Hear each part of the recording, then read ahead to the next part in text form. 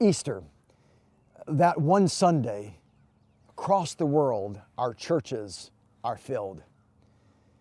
We never would have imagined on this Easter 2020 that we would be celebrating the resurrection of Jesus Christ in your living room. I never would have imagined that I would be bringing the Easter message from a cemetery. But perhaps as we go through this crisis, this will give us this unique opportunity, a once-in-a-lifetime moment, to lean into this Easter like the first Easter. You see, the Bible says in John chapter 20, early on the first day of the week, while it was still dark, Mary Magdalene went to the tomb and she saw that the stone had been rolled away. See, that very first Easter began at a cemetery. Mary, if there was anybody who understood how Jesus could step into someone's life and bring hope, it was Mary. She had been shackled by despair. Her life had been filled with depression and discouragement. But Jesus, when He arrived on the scene of her life, it changed everything. But now, she's thinking to herself, did my eyes deceive me? Did the one who turned my mourning into dancing really die? So much of what we believe comes through the lens of how we see. We're a visual society. And many of us, as we gather this Easter, we're wondering, are we really seeing what we're seeing? It's hard to fathom watching businesses and companies in America shut down as so many have become sick with this COVID-19 virus. How Mary's world had changed in a millisecond of time. Her mended world began to see the storm clouds come on the scene. Raindrops of despair began to fall. The wind of apprehension began to tear her world apart. Listen, this was no Easter sunrise service, well orchestrated and well planned. No frilly dresses and no Easter bonnets. Mary was clothed in a dress of fear, laced with disbelief, and her hair, it was smashed into a bonnet of confusion. A lot like our world in the COVID-19 crisis. Words like tests, quarantine, respirators, and death have become common language in the evening news. Mary's apprehension, her anxiety, as she arrived at Easter in the cemetery, all she could think of doing was running. And how many of us feel that way today? Some of us just want to run back to how things used to be. Some of us just want to run through this and get it over. Mary, she runs back looking for the disciples. And there she finds John and Peter. And she tells them the news. She says, He's gone. Of course, their minds are trying to understand what they just heard her say. It doesn't seem to make any sense. They've been grappling, they've been struggling with all of the confusion of the previous days. So John and Peter, they begin to run. John runs much faster, and John arrives at the scene first. Peter is running slower. Maybe he's like an offensive lineman. In his mind, he's thinking about how he missed the block. And his star quarterback suffered a career-ending injury that day. Peter's mind, as he's running, trying to catch up with John, who's already at the tomb, his mind is filled with 1,000 what-ifs. What if I hadn't fallen asleep in the garden and had prayed better for Jesus? What if I had defended Jesus better? What if when the pressure was on and they were asking me if I knew Jesus, I hadn't denied Him, but I had stood up with courage? What if I had just stayed home? When my brother Andrew years earlier came and was babbling about this man Jesus, what if I just never ever got involved? Hey, what if Jesus is alive? What will Jesus say to me? How many of us, as we run towards Easter, our minds are filled with 1,000 what ifs? What if my spouse really knew? What if my children? What if my parents? What if my business doesn't survive this economic downturn? What if I get the COVID-19 virus? John at the tomb is waiting on Peter. Maybe in his mind he's grown frustrated, thinking Peter was the natural born leader. Peter should be here with me, but he's already there. And the Bible tells us that when John arrives at the tomb, waiting on Peter to arrive, he doesn't have the capacity, he doesn't have the ability, he doesn't have the courage to step in. The Bible says that he saw the stone had been rolled away. It's interesting. In our English language, we use the word saw or seen in multiple different ways, right? I saw my grandchildren today. I saw a movie on the television. I saw that I had ice cream in my refrigerator. We use that same word in many different applications. But in the Greek language, they have more words. This word is the Greek word blepo. It means to see with human sight, just to see the way that we see with our eyes. And it didn't propel him. His human sight didn't propel him to step in. His eyes were blurry. Perhaps he was trying to get the sweat out of his eyes because he ran so fast. And he just didn't have the courage, his own human strength. He didn't have it within him to step in and to see. He was looking at Easter with blurred eyes. Maybe that's how you are today. It's just blurry. Because of the events, the crisis and what we're going through, relationships in your life, life's just blurry right now. Finally, Peter, the Bible tells us, he arrives on the scene. And he sees John standing there. But Peter, this boisterous, strong leader, he moves John to the side. And Peter steps into the tomb. And the Bible says that he saw the linen clothes lying there. Again, same English word, but a different Greek word. John saw with blepo, with human eyes.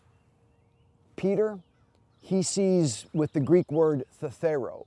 That word is the word that we would use as a spectator, as if you were spectating from the stands, looking down on a game. It means to be bothered. See, John had a blurry vision of Easter, but Peter, he's bothered by what he sees.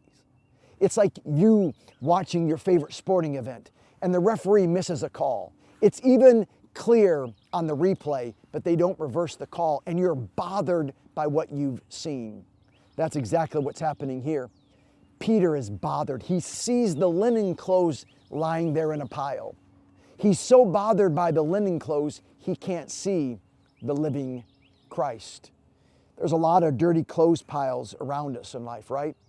Things that bother us, even with this crisis. People, they look and they're bothered by, what do you mean? Why don't we have enough protective gear for our doctors and our nurses?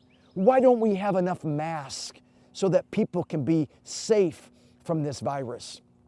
How did this virus even get here? Who's to blame? We do that, right? We get bothered by what we see. And so we blame people. We complain about it. We defend our own positions. Maybe that's how you're seeing Easter. Your eyes are just bothered. You're bothered by what you've seen. You wonder where God is. That's what's happening with Peter. But John, on the outside of the tomb, he begins to gain his composure. He gets the sweat. He begins to find some clarity of vision. And the Bible says in verse 8 that he steps into the tomb. And the Bible says this, he saw and he believed. Those are two words in our English language, But the word that is in the Greek language is the word adeo. It means to see and believe. It's the word pisteuo that we've used. It's the word that at Christmas, when the wise men, when they saw the star and they traveled to Bethlehem, they came and they asked, "Where is the King of the Jews? We have seen his star in the east, and we've come to worship him. We've seen his star, and we've believed." It's the same Greek word that we find in that famous verse, John 3:16. "For God so loved the world that he gave his one and only Son, that whoever believes," just like John, he stepped in and he moved past a blurry vision of Easter. He stepped over a bothered vision of Easter, and he saw with believing eyes. The Bible says in John chapter 3 that all men through Jesus might see and believe. So let me ask you and me a question on this Easter. In all of the COVID-19 chaos and crisis, how are you seeing Easter? Maybe it's with blurred eyes. Maybe it's with bothered eyes. Maybe you're running towards Easter like Mary and John and Peter ran towards the tomb, and the sweat of confusion stinging your eyes. Maybe you're bothered by what you see. You feel overwhelmed by apprehension and anxiety and stress. The words of Jesus come into play. He says, "In me you can have peace." In this world, you'll have trials and tribulations. There will be pandemics. There will be moments in this world that cause all kinds of pain. They will bother you. They will blur your vision, but be of good cheer. I have come to overcome them. He wants us to see with clear eyes. Our human eyes, they can fail us.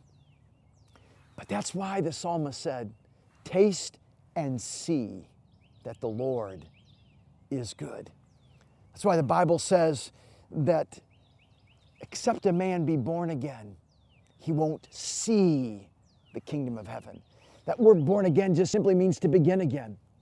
That's what Mary wanted. That's what Peter and John, that's ultimately what we're looking for, is to begin again. This Easter, will you begin again? Will we move past the blurred vision, the bothered vision, and lean in with believing eyes?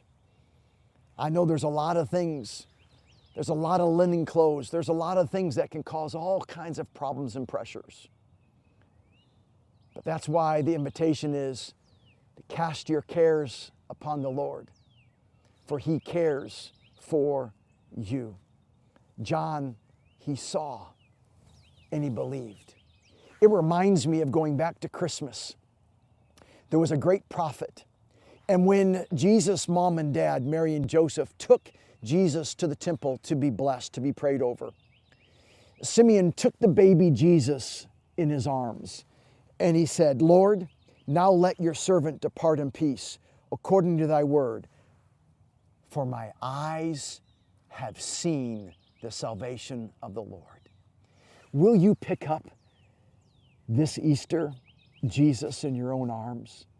And will your voice be, will your prayer, will your declaration be, "My eyes have seen and believed the salvation of the Lord"? More than anything this Easter, my prayer for you and for me is that we'll move past what blurs our vision, what bothers us, and we'll step in and believe. Would you? Would you step in like John and see that Jesus is alive and believe? You can do that right now, would you? Would you pray this in your heart or even out loud? Hey God, today I choose to see and believe that Jesus is alive. My own sin has blurred my life. It's bothered me. But I can't do anything about it. But today, I believe that you sent Jesus to die for me. And I believe that he is alive. And today, I've seen and I believe. And I just want to say to you, well done. You believing in Jesus moves our relationship from just being friends to now we're family. We're both adopted into God's family because we have seen and we've believed. And I want to celebrate with you. So would you, right there online, would you just let me know that today you committed your life to Jesus, that today you've seen and you've believed. You've leaned into this Easter with all the crisis, all the chaos around us. You've moved past blurred vision and bothered eyes to believing eyes. And dream with me, would you? Not just this Easter, but tomorrow. How the world might change when you and I step out in our ordinary, everyday lives. And because we've seen and believed in the power of the resurrection, we step out and live a story that others can discover this hope that's in Jesus. Because I've seen, because you've seen, because we've believed in the power of the resurrection, let's go live a story that changes the world in the middle of a pandemic crisis, that people will see and believe that Jesus is alive. Peace.